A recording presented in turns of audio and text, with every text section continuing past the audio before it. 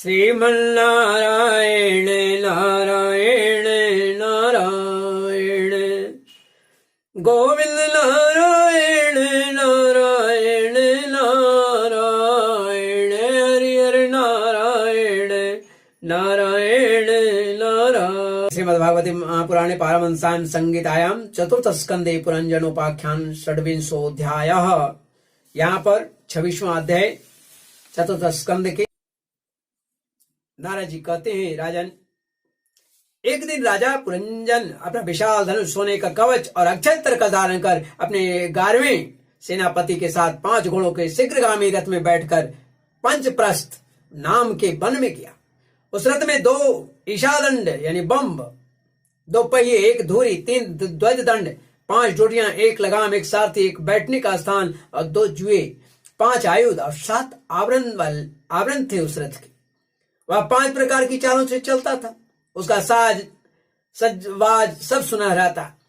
यद्यपि राजा के लिए अपनी प्रिया को क्षण भर भी छोड़ना बहुत कठिन था, फिर भी उस दिन उसे शिकार का ऐसा शौक चढ़ा कि उसकी भी परवाह न कर वह बड़े गर्व से धनुष और बाण को लेकर के अखेट को चला गया। आसुरी प्रवृत्ति हो जाने के कारण उसका चित्त बड़ा कठोर और दया शून्य हो गया। वह निर्दयी बना और इससे उसने अपने तीखे बाणों से बहुत से निर्दोष जंगली पशुओं को मार डाला। जिसकी मांस में अत्यंत आसक्ति हो, वह राजा केवल शास्त्र में बताए गए के अनुसार ही शिकार खेले। शास्त्र प्रदर्शित कर्मों के लिए वन में जाकर आवश्यकतानुसार अनिषिद्ध पशु का वध करे, व्यर्थ हिंसा न करे। शास्त्र इस प्रकार उच्छृंखल प्रवृत्ति को नियंत्रित करता है। हे राजन, जो विद्वान इस प्रकार शास्त्र नियत कर्मों का आचरण करता है, वह उस कर्मानुष्ठान से प्राप्त हुए ज्ञान के कारण भूत कर्मों में लिप्त नहीं होता है, और नहीं तो अन्यथा कर्म कुर्वाणो मानारूढ़ो निबध्यते गुण प्रवाह पतितो नष्ट प्रज्ञो व्रजत्यथा।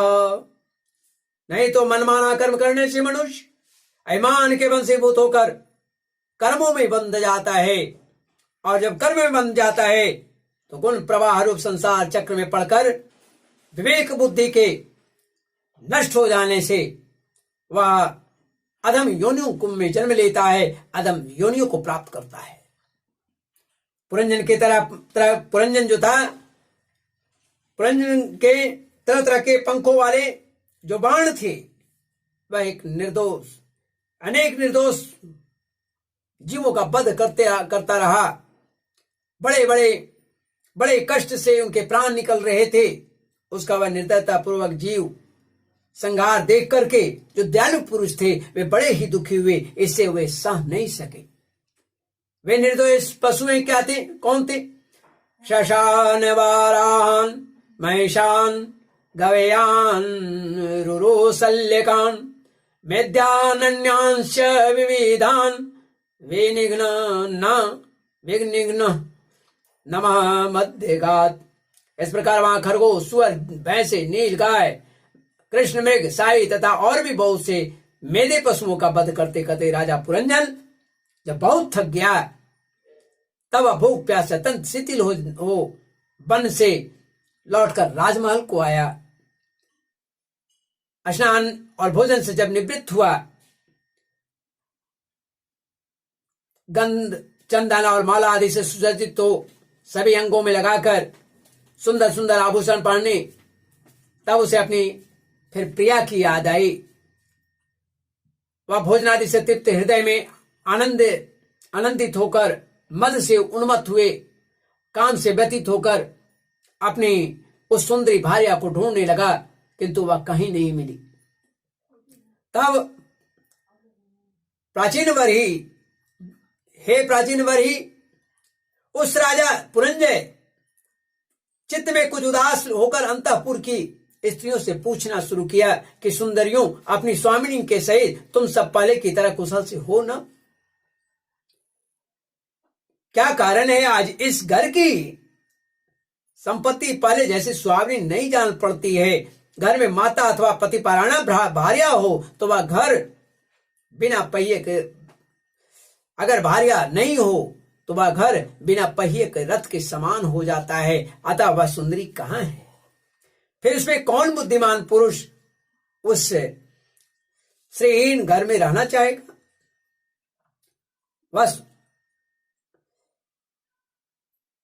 वह सुंदरी कहाँ है जो दुख समुद्र में डूबने पर मेरी विवेक बुद्धि को पद पद पर जागृत करके मुझे उस संकट से उबार लेती है। स्त्रियों ने कहा कि नरनाथ, मालूम नहीं आज आपकी प्रिया ने क्या ठानी है। शत्रुदमन देखिए बिना बिछोने के पृथ्वी पर पड़ी हुई है। तब नारद जी ने कहा, पुरंजन स्वमहिषिं निरीक्षा वदुतां भुवि तत्संगोन्मथित ज्ञानो वैकलव्यम परमं ययो। नारद जी ने कहा कि राजन, उस स्त्री के संग से राजा पुरंजन का विवेक बिल्कुल नष्ट हो गया था। विवेक जो है बिल्कुल नष्ट हो जाने के कारण इसलिए अपनी रानी को पृथ्वी पर अस्त व्यस्त देख करके बड़ा व्याकुल हो गया।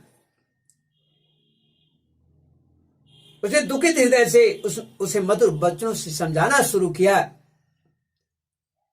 मधुर वचनों से समझाया, किंतु उसे अपनी प्रेयसी के अंदर अपने प्रति प्रणय कोप का कोई चिन्ह नहीं दिखाई पड़ा। वह मनाने में बड़ा ही कुशल था। इसलिए अब पुरंजय ने उसे धीरे धीरे मनाना आरंभ किया।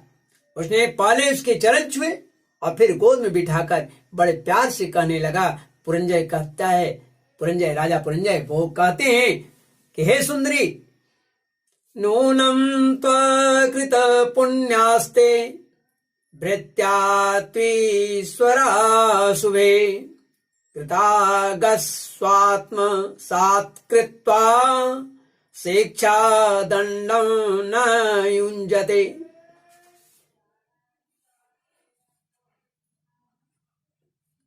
पुरंजन बोला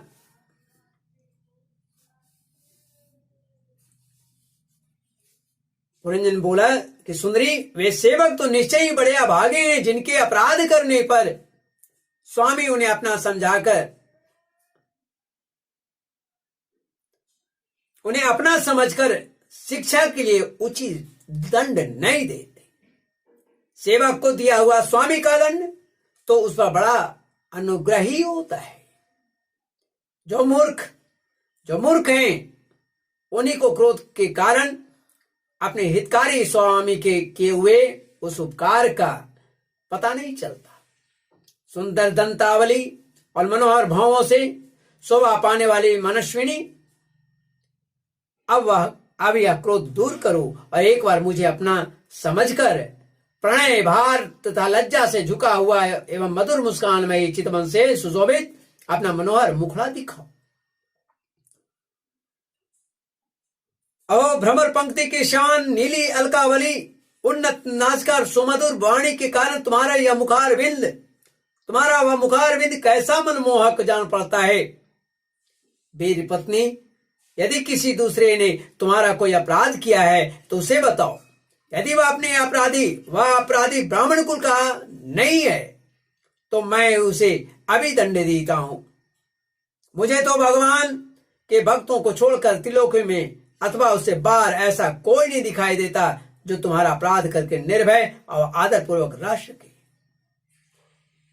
प्रिय, मैंने आज तक तुम्हारा मुख कभी तिलकहीन, उदास, मुरझाया हुआ, क्रोध के कारण डरावना और कांतिहीन और स्नेह शून्य नहीं देखा, और नहीं कभी तुम्हारे सुंदर स्तनों को ही शोकाश्रुओं से भींगा हुआ तथा बिंबा फल सदृश अधरों को स्निग्ध केसर की लाली से रहित देखा है।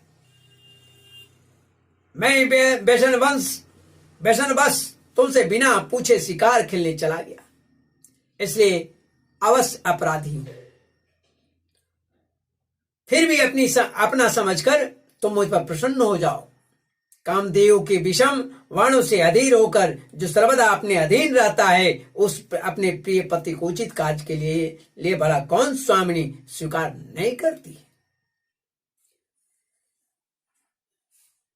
इस प्रकार एते श्रीमद्भागवते महापुराणे पारमहंस्यां संहितायां चतुर्थ स्कंदे पुरंजनोपाख्यान षड्विंशोऽध्यायः, यहाँ पर 26वां अध्याय चतुर्थ स्कंद के पुरंजनोपाख्यान समाप्त होता है। त्रुटियों के लिए क्षमा चाहेंगे।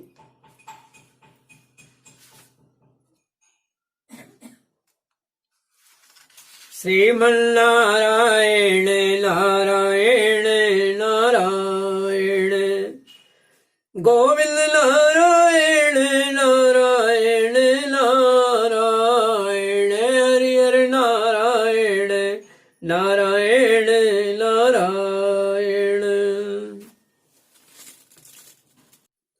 श्रीमद् भागवत महापुराण के प्रथम खंड के चतुर्थ स्कंद के अथा षड्विंशोऽध्याय, राजा पुरंजन का शिकार खेलने वन में जाना और रानी का कुपित होना। संस्कृत में मैं इसे अध्याय में दे रहा हूं, चूंकि अध्याय बहुत छोटा है। त्रुटियों के लिए मैं क्षमा चाहूंगा। नारद उवाच स एकदा महेश्वासो रथम पंचास्वमासुगम द्विषम द्विचक्रमेकाक्षम त्रिवेणुम पंचबंधुरम एकरस्मैक दमन मेक नीडादिकुवरम पंचप्रहरणम सप्तवरुतं पंचविक्रमम् हेमोपस्करमारुह्य स्वर्णवर्माचे सुधी एकादश चमूनाथ पंचप्रस्थमगाद्वनम् चचार मृग्यां तत्र दृप्त अत्तेषु कार्मुक विहाय जायामत दर्हां मृगव्यसन लालसः आसुरीं वृत्तिमाश्रित्य घोरात्मा निरनुग्रह न्याहनन् निशितैर्बाणैर्वनेषु वनगोचरान् नीर्थेषु प्रतिदृष्टेषु राजा मिथ्यान् पशून् वने यावदर्थमलं लुब्धो हन्यादिति नियम्यते। य एवं कर्म नियतं विद्वान् कुर्वीत मानवः कर्मणा तेन राजेन्द्र ज्ञानेन ज्ञानेन न सलिप्यते। अन्यथा कर्म कुर्वाणो मानारूढो निबध्यते गुणप्रवाह पतितो नष्टप्रज्ञो व्रजत्यधः। तत्र निर्विण्ण गात्राणां चित्रवाजशिलीमुखे विप्लवो दुःखितानां दूषः करुणात्मनाम् शशान् वराहान् महिषान् गवयान् रुरुशल्यकान् मेध्यानन्याश्च विधान् विनिघ्न न श्रममध्यगात्। ततः चुत्रिट परिश्रान्तो निवृत्तो गृहमेवान् कृतस्नानोचिताहार संविवेश गतक्ललम्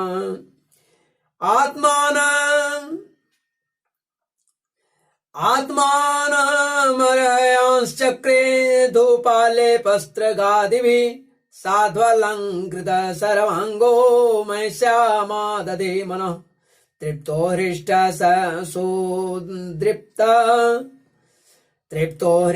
सुदृप्ताश्च कन्दर्पा कृष्णमानसः न व्यचष्ट वरारोहान् गृहमेदिनीम् अन्तःपुरस्त्रियो पृच्छ द्विमणा इव वेदिशत् अपि वः कुशलं रामसेश्वरीणं यथा पुरा न तथैतरि रोचन्ते गृहेषु गृहसम्पदा यदि न स्यात् गृहे माता पत्नी वा पतिदेवता व्यङ्गे रथ इव प्राज्ञ को नामासीत् दीनवत् क्व वर्तते सा ललना मज्जन्तं व्यसनार्णवे याममुद्धरते प्रज्ञां दीपयन्ति पदे पदे। रामाऊचु नरनाथ न जानीमस्त्वत्प्रिया यद्वयवस्यति भूतले निरवस्तारे शयानां पश्य शत्रुहन्। नारद उवाच पुरञ्जन स्वमहिषे निरीक्षा वदतां भुवि तदसङ्गोन्मतीत ज्ञानो वक्लभ्यं परमो ययौ। सान्त्वयन् सलक्षण्या वाचा हृदेन विधूयता प्रियस्या स्नेहसंरम्भलिङ्गमात्मनि नाभ्यगात्। अनुनिन्येथ शनकैर्वीरो नूनय कोविद परस्पर्शपादयुगलमाचोत्सङ्गलालिताम्। पुरञ्जन उवाच लोलं त्वाय कृत पुण्यास्ते भृत्याय स्वेश्वरा शुभे कृतागस्वात्ममात् कृत्वा शिक्षादण्डं न युञ्जते। परमानुग्रहो दण्डो भृत्येषु प्रभुनार्पित बालो न वेद तन्वी बन्धो कृत्य ममर्षणः। सा त्वं मुखं सुदति शुभ्रवन्नुरागभारव्रीडा विलम्ब विलसदधसितावलोकम्। नीलालकाले विरूपस्कृतमुन्नसं न स्वानां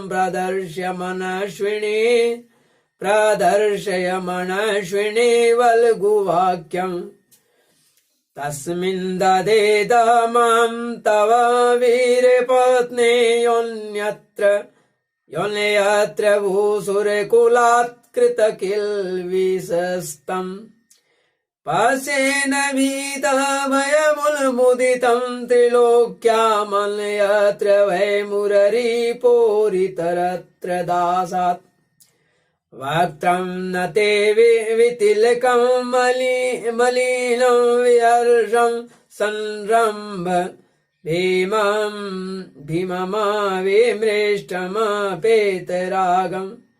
पश्येस्तनावपि शुचोपातो सुजातो बिम्बाधरं विगत कुङ्कुमपङ्करागम्। तन्मे प्रसीद सुहृद कृतकिल्बिषस्य स्वैरं गतस्य मृगयां व्यसनातुरस्य। कादेवरं वसगतं कुसुमास्त्रवेगविस्त्रस्त पौष्णमुसति न भजते कृत्ते न भजेत कृत्ते। यदि श्रीमद्भागवते महापुराणे पारमहंस्यां संहितायां चतुर्थस्कन्धे पुरञ्जनोपाख्याने षड्विंशोऽध्याय। इस प्रकार श्रीमद्भागवत महापुराण के प्रथम खंड के चतुर्थ स्कंद के षड्विंशोऽध्याय अर्थात 26वां अध्याय हिंदी में और संस्कृत में दोनों एक ही अध्याय में दे रहा हूं। अध्याय छोटा होने के कारण त्रुटियों के लिए मैं क्षमा चाहूंगा। श्रीमन्नारायण नारायण नारायण गोविंद नारायण नारायण नारायण माधव नारायण नारायण नारायण श्रीमन्नारायण नारायण नारायण। बोलिए श्री लक्ष्मी नारायण भगवान की जय। राजा रामचंद्र की जय। सरस्वती माता की जय।